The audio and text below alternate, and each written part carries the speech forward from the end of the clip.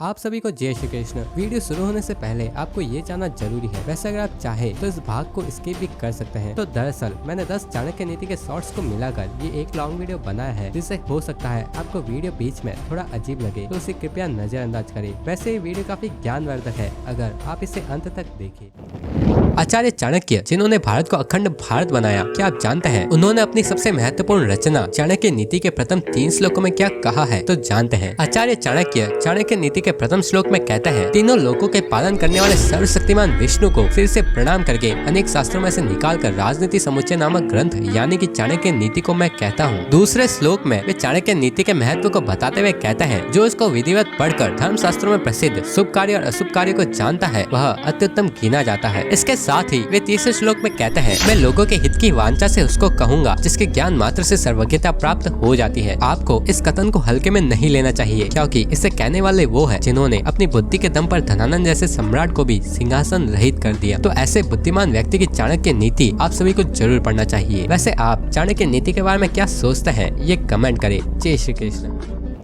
अगर आप बुद्धिमान हैं तो इस प्रश्न का उत्तर दीजिए, आपके लिए एक सांप ज्यादा नुकसानदायक है या एक दुर्जन व्यक्ति? अगर आपने सांप को ज्यादा नुकसानदायक बताया है तो आप भारत के सबसे बुद्धिमान व्यक्तियों में से एक आचार्य चाणक्य की नजर में गलत है, क्योंकि उन्होंने दुर्जन व्यक्ति को चाणक्य नीति में सांप से भी अधिक नुकसानदायक बताया है। अब उन्होंने चाणक्य नीति में क्या कहा, यह जानने से पहले जानते हैं एक दुर्जन व्यक्ति के कौन से ये 6 गुण होते हैं। एक दुर्जन व्यक्ति लोभी, आलसी, संदेहास्पद व्यवहार करने वाला, संकट के समय साथ छोड़ने वाला, नास्तिक और चापलूस होता है। तो अगर आपके पास भी ऐसा कोई व्यक्ति है तो उससे सावधान रहिए। अब जानिए चाणक्य नीति में क्या लिखा है। चाणक्य नीति का अध्याय 3 श्लोक 4 में आचार्य चाणक्य कहता है, दुर्जन और सांप, इनमें से सांप अच्छा, दुर्जन नहीं, इस कारण कि सांप काल आने पर काटता है और दुर्जन पद पद पर। ऐसे ही और वीडियो देखने के लिए विश्वगुरु भारतवर्ष को सब्सक्राइब करें। जय श्री कृष्ण।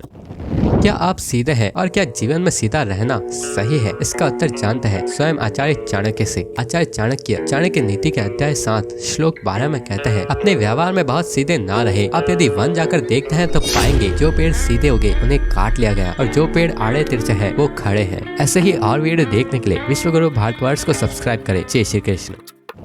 क्या आपके टीचर ने कभी आपको मारा है? अगर हाँ तो क्या यह सही है? क्योंकि भारतीय कानून तो कहता है धारा 82(1) के तहत फिजिकल पनिशमेंट देने पर शिक्षक को 10,000 रुपए का जुर्माना हो सकता है और धारा 82 के तहत शिक्षक को सस्पेंड भी कर दिया जाता है। पर अब भारत के सबसे बड़े गुरु आचार्य चाणक्य इस बारे में क्या कहते हैं? आचार्य चाणक्य चाणक्य नीति का अध्याय 2 श्लोक 12 में कहते हैं, दुलारने से बहुत दोष है और दंड देने से गुण, इस हेतु पुत्र और शिष्य को दंड देना उचित है, लालना नहीं। वैसे आज की शिक्षा पद्धति को देखकर आपको क्या लगता है, यह कमेंट करें। जय श्री कृष्ण।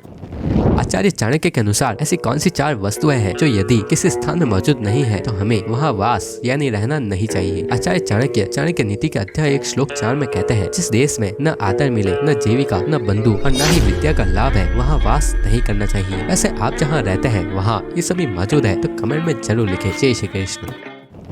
आचार्य चाणक्य के अनुसार किसे बचाने के लिए किस चीज का त्याग करना उचित है? आचार्य चाणक्य इसका वर्णन चाणक्य नीति के अध्याय 3 श्लोक 10 में करते हैं। वे कहते हैं, कुल के निमित्त एक को छोड़ देना चाहिए, ग्राम के हेतु कुल का त्याग उचित है। देश के अर्थ ग्राम का और अपने अर्थ पृथ्वी का, अर्थात सबका त्याग ही उचित है। यहाँ अपने अर्थ से आचार्य चाणक्य का मतलब स्वार्थ से नहीं बल्कि आत्मा से है। आत्मा के लिए सबका ही त्याग अर्थात सभी सांसारिक विषय वस्तुओं का त्याग करना उचित है। तो अगर आप ऐसे ही और चाणक्य नीति देखना चाहते हैं तो हमारे चैनल विश्वगुरु भारतवर्ष को सब्सक्राइब करें। जय श्री कृष्ण। चाणक्य नीति आचार्य चाणक्य के अनुसार जिस प्रकार सोने की परख उसे घिस कर, काट कर, गर्म करके और पेट कर की जाती है, उसी तरह व्यक्ति का परीक्षण वह कितना त्याग करता है, उसका आचरण कैसा है, उसमें गुण कौन सा है और उसका व्यवहार कैसा है, इससे होता है। ऐसे ही और वीडियो देखने के लिए विश्वगुरु भारतवर्ष को सब्सक्राइब करें।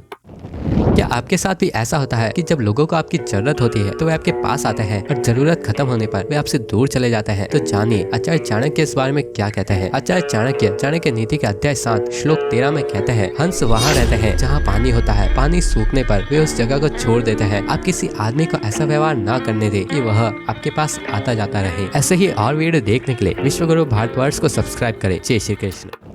जानिए आचार्य चाणक्य पैसों के बारे में क्या कहते हैं। आचार्य चाणक्य कहते हैं, वह व्यक्ति जिसके पास धन है उसके पास मित्र और संबंधी भी बहुत रहते हैं, वही इस दुनिया में टिक पाता है और उसी को इज्जत मिलती है। आप इस कथन से कितना सहमत है ये कमेंट करें। जय श्री कृष्ण।